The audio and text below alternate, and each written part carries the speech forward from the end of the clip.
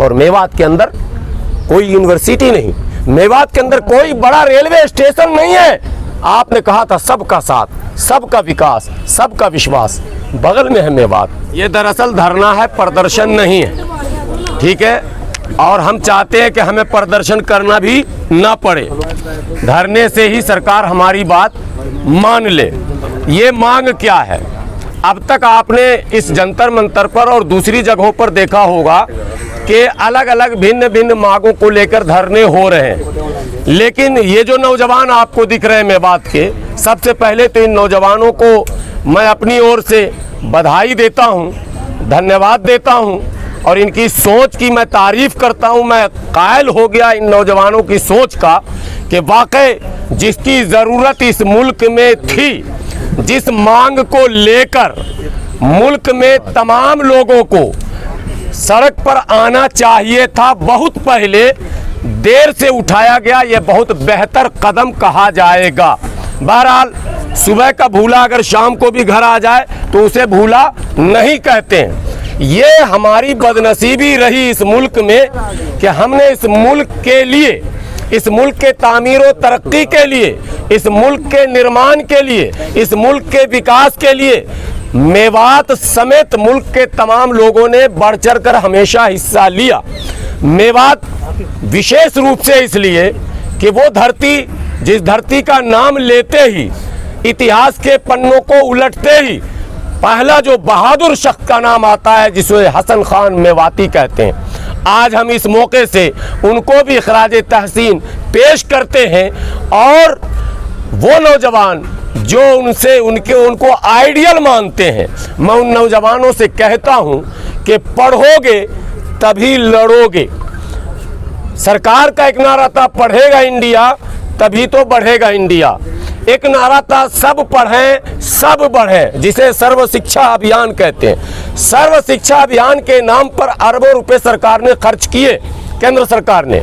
एक बड़ी योजना थी, व्यापक स्तर पर काम हुआ, लेकिन इस योजना का उद्देश्य था केवल मात्र साक्षर करना, मात्र, यानी आप केवल इतना पढ़ लें कि केवल बोर्ड पढ़ सके, साइन कर सके, लेटर पढ़ सके, आपको जाहिल ना कहा जाए। लेकिन आज के इस तरक्की के दौर में जहां रोज नए इजादात, नए आविष्कार हो रहे हैं, इतना चैलेंज है कि थोड़े मोड़े तालीम से किसी मसले का हल नहीं है। आज टेक्नोलॉजी के दौर में मुकाबला है पूरी दुनिया में, उसमें भारत को विश्वगुरु बनना है। ये बात पूरी तरह से सत्य है कि भारत के अंदर विश्वगुरु बनने की क्षमता भी मौजूद है। ऐसा नहीं कि हम क्षमतावान नहीं है। अभी जो हमारे बड़े भाई अंसारी साहब ने जो तारुफ कराया, मुझे लगता है कि मेवात का वो पूरा भौगोलिक, ऐतिहासिक, राजनीतिक और सामाजिक जो परिस्थितियां हैं उसको पूरी तरह से आपके सामने रख दिया इन्होंने। अब एक बात रह गई कि आंदोलन जो होते हैं मुल्क में, तो कहीं कोई बुरा नहीं मानेंगे, कैमरा लगा हुआ है। ये मेरी बदनसीबी रही कि हमने आंदोलन शिक्षा के लिए, रोजगार के लिए, मुल्क के दूसरे मजलूमों को इंसाफ दिलाने के लिए बहुत कम किया है। हमने जो आंदोलन किया है, हमने का मतलब, मैं अपने नौजवानों को कह रहा हूँ, आप लोगों की बात नहीं, हमने मतलब हमारे रहनुमाओं ने, जिन तंजीमों को की रहनुमाई में हम अब तक चलते आए हैं सैकड़ों साल से, ये हमारी बदनसीबी रही। इस मुल्क में करप्शन के खिलाफ एक बड़ा आंदोलन यहीं से शुरू हुआ था और उस आंदोलन ने उस शख्स को, जिसकी पहचान एक महदूद रालेगन सिद्धि तक थी, मुल्क के सीमाओं से बाहर तक पहुंचा दिया, जिसे हम अन्ना के नाम से जानते हैं। उस आंदोलन ने दसियों बड़े चेहरों को मुल्क के अलग अलग सूबे में राज्यपाल और मुख्यमंत्री, राज्यसभा और ना जाने कहां कहां पहुंचा दिया। लेकिन आंदोलन व्यक्तिगत नहीं था, करप्शन के खिलाफ था। करप्शन मुल्क का मसला, हिंदू मुसलमान सिख ईसाई जैन पारसी आस्तिक नास्तिक अगड़ा पिछड़ा का मसला नहीं है। इसी तरह से शिक्षा मुल्क का मसला है। यह हिंदू मुसलमान सिख ईसाई जैन पारसी आस्तिक नास्तिक का नहीं है। पढ़ेगा इंडिया तो बढ़ेगा इंडिया।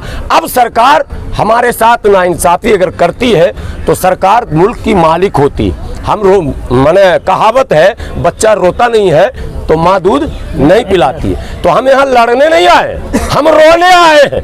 हम केंद्र की सरकार से गुहार करने आए, हम आदरणीय प्रधानमंत्री जी से विनती करने आए हैं। आपने कहा था सबका साथ, सबका विकास, सबका विश्वास, बगल में है मेवात। ये चमकती दमकती दिल्ली और दिल्ली से सटे जिसको एनसीआर कहते हैं, गुड़गांव, जिसको एशिया के लोग देखते हैं लालच भरी नजरों से, वो क्या शहर है साहब, क्या नहीं है वहां।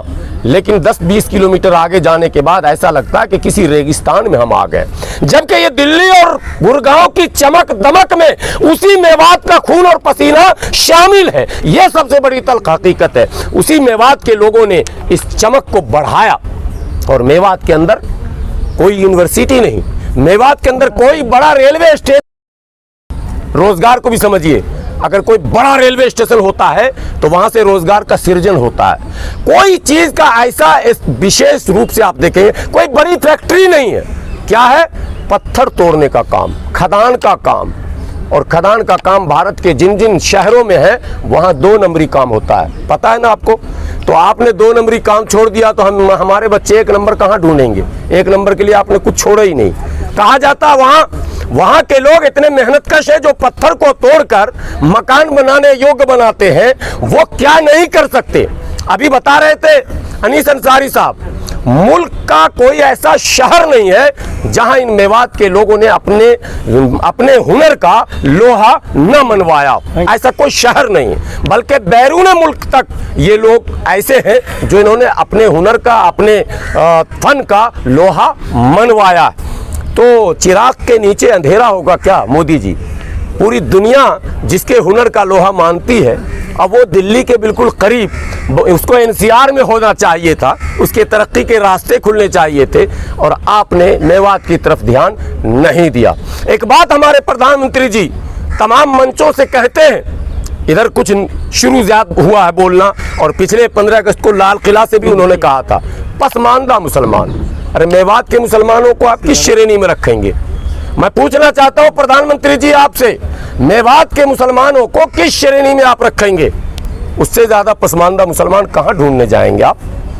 एजुकेशन अभी बता रहे थे हमारे नौजवान, ड्रॉप आउट, जब दिल्ली में ड्रॉप आउट हो जा रहा है, 10वीं में ड्रॉप आउट का निकाल लीजिए डेटा और 12वीं में निकाल लीजिए डेटा, तो हमारे बच्चे तो दम तोड़ दे रहे हैं 12वीं में जाके। जो माशी हालत है, जो आर्थिक स्थिति है, तो आप सुदूर मेवात में, मैं सुदूर अब कह रहा हूँ, है दिल्ली के बराबर में, लेकिन जाने के बाद आपको लगेगा नहीं कि दिल्ली बराबर में है। वहाँ जैसे कहावत है दिल्ली दूर है, तो मेवात जाने के बाद लगता है कि दिल्ली बहुत दूर है। कहाँ हम आ गए? कोई लगता अजीब, माने दुनिया से कटी हुई जगह, पूरा पहाड़ और पूरा जो है जंगल, और कहीं दूर दूर तक आपको सड़कें बिल्कुल टूटी फूटी। मैं अभी हाल फिलहाल भी गया था घाटवी का, मैंने देखा सारे सड़कों को। तो ये परिस्थितियां जो निर्मित हुई हैं, इसमें जो मौजूदा सरकार है वो भी और पिछली सरकारों ने भी मेवात के साथ भेदभाव किया है, ये कहने का हक कम से कम हमको है।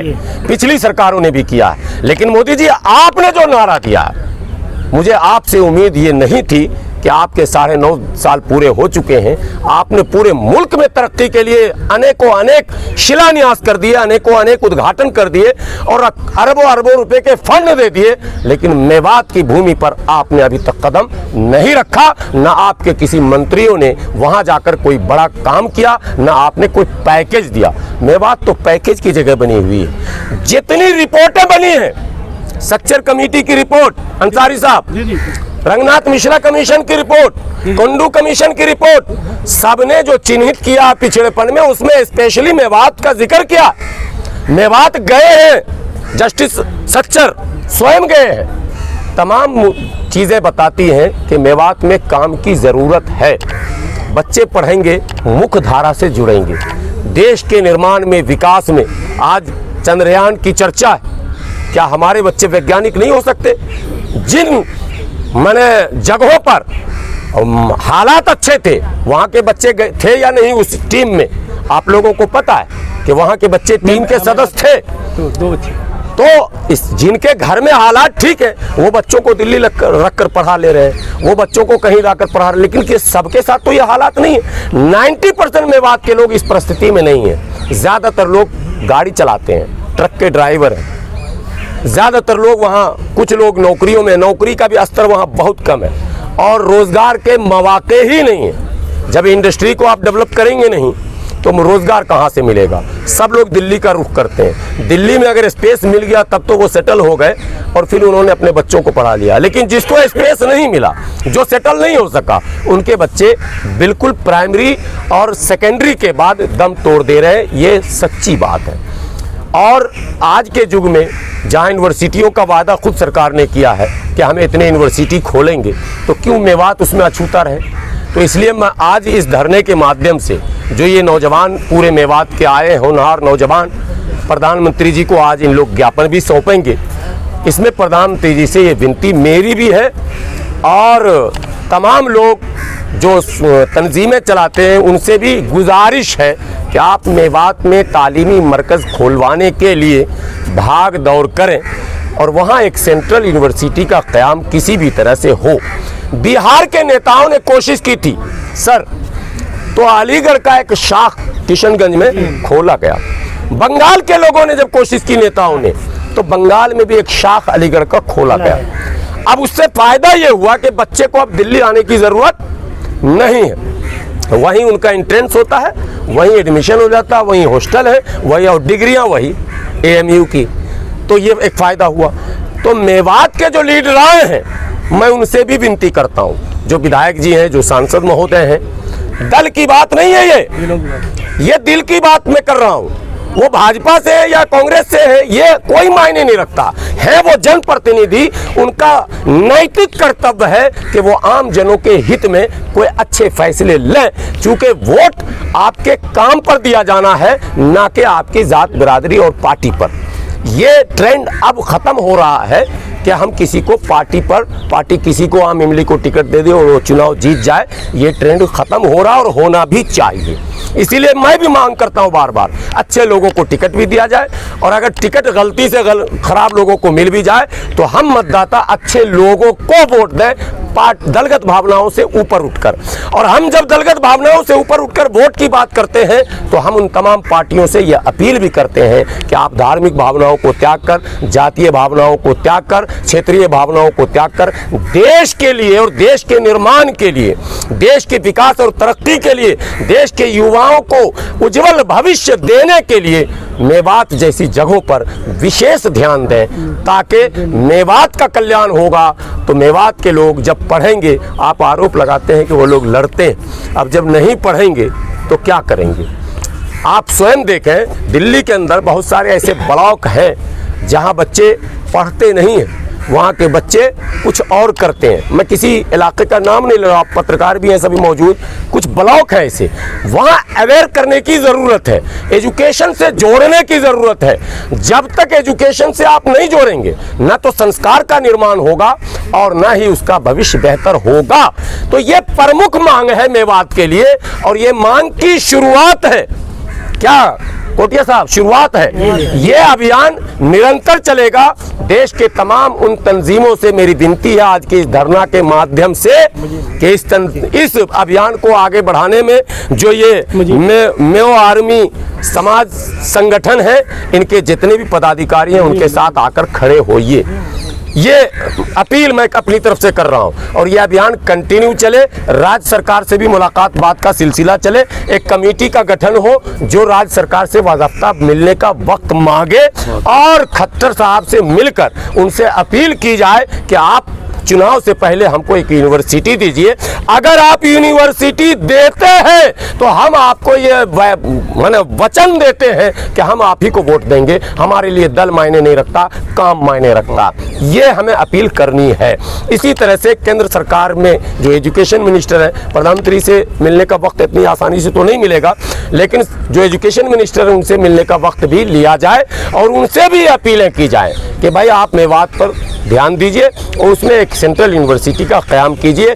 2024 के चुनाव से पहले अगर आप शिलान्यास कर देते हैं, बजट दे देते हैं, काम शुरू करा देते हैं, तो हम आपका स्वागत करेंगे, इस्तकबाल करेंगे, हम आपके जयकारा लगाएंगे, जिंदाबाद के नारे लगाएंगे, हम आपके पीछे खड़े हो जाएंगे। अगर आप मेरे बारे में सोचेंगे तो हम आपके बारे में भी सोचेंगे।